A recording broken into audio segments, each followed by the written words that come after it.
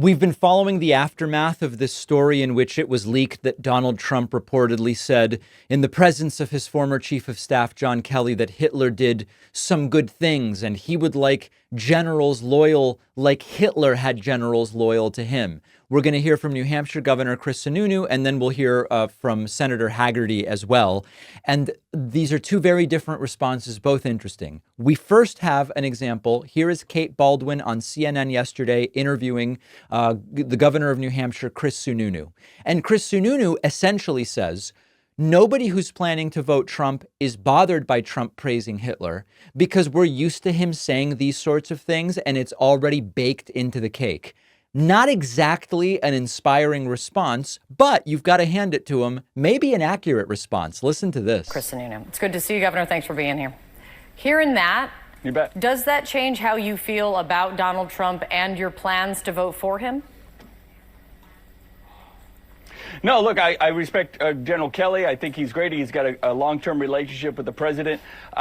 You know, when you get into these final weeks, it's all about results. So, of course, you're going to get salacious things said and all that. And I'm not taking away the general's conversation with the former president. But at the end of the day, you just what that poll that your team was just looking at, independents want results. They don't want that kind of ultra-liberal extremism. They want to be told the truth. They want to get their cost of living down. Of course, there is no ultra-liberal extremism on the ballot. That's a complete red herring. That's where voters are going to go. So it's not just a Chris Sununu thing or a General Kelly thing. If you're talking to the American voters out there, they just need a cultural change coming out of Washington. So, look, we've heard a lot of extreme things about Donald Trump from Donald Trump. It's kind of par for the course. It's really, unfortunately, with a guy like that, it's kind of baked into the vote at this point.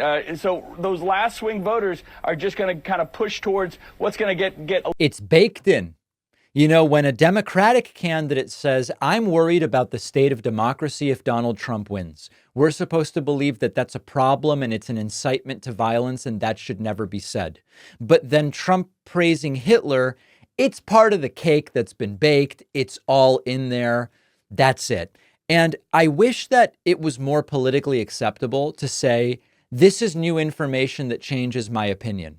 That's a reasonable thing. Kamala Harris, for example, has a different view today on cannabis legalization than she did 10 years ago. She has new information.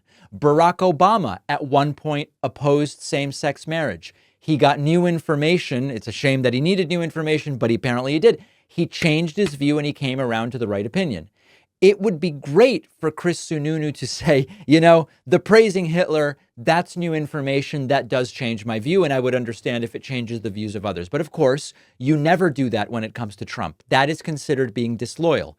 And Chris Sununu also knows that if he wants to stay in Trump's good graces, especially if Trump wins and he wants access to power, meaning access to Trump, you don't say anything like that. That's not okay. And think about where we've landed in American politics, where Hitler admiration is, you know, extreme things are said about Trump and extreme things are said by Trump. It's baked in. It's what we assume. It's what we know. It doesn't really make a difference. Now, Kate Baldwin did follow up during this interview and said, are you okay supporting someone that John Kelly says is a fascist? And Chris Sununu essentially says, everybody's kind of comfortable with it, Kate. Supporting the ticket and saying that is saying that you're going to support someone who Marine General John Kelly says fits the definition of fascist. Right. For sure, he says. He says that John Kelly says that Trump, quote, certainly prefers the dictator approach to government. In supporting the ticket, that is something that you're supporting. Yeah. Is that something you are okay with? No, look, I don't think anybody should be okay with statements like that, of course. And if there's ever anyone you don't want any sort of comparison to, it's Hitler and all of that sort of thing. As we've discussed before, I think it's not just what Chris Sununu is going to be voting for. I think most of America is going to go this way. I do think Trump wins this thing in the end, and it's about that change. People are willing to say, look, I don't like his style. I don't like his approach. I don't like the things he says.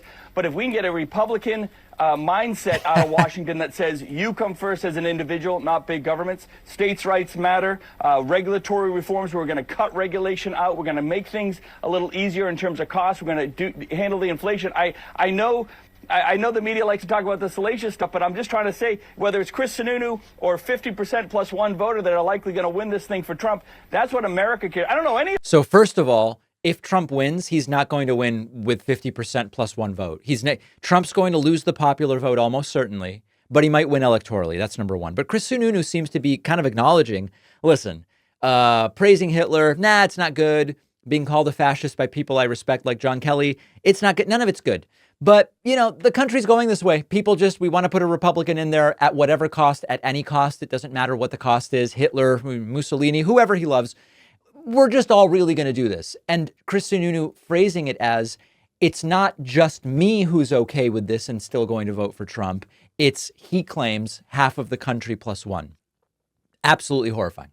Now, this was Chris Sununu's approach. What about Bill Hagerty's? Let's talk about that. I want to share with you a key part of my daily routine, AG1. In the morning before my coffee, I put a scoop of AG1 in water and get 75 high-quality vitamins, minerals, prebiotics, probiotics, all sourced from whole foods. It's an easy, convenient way to just fill nutritional gaps, support my gut for optimal digestion. AG1's prebiotics, probiotics, and other ingredients can reduce bloating, aid in digestive health long-term. Instead of juggling multiple supplements or trying to perfectly plan your meals, AG1 provides a simpler, more cost-effective solution, and its bioavailable formula ensures that your body can absorb and use everything in the powder. AG1 has even been shown in a recent study to double the amount of healthy bacteria in the gut. This promotes long-term digestive comfort. Plus, it tastes great on its own with water, but you can mix it into the drink of your choice. AG1 is giving you a free 1-year supply of vitamin D3K2, plus 5 free AG1 travel packs with your first subscription order at drinkag1.com/Pacman. The link is in the description.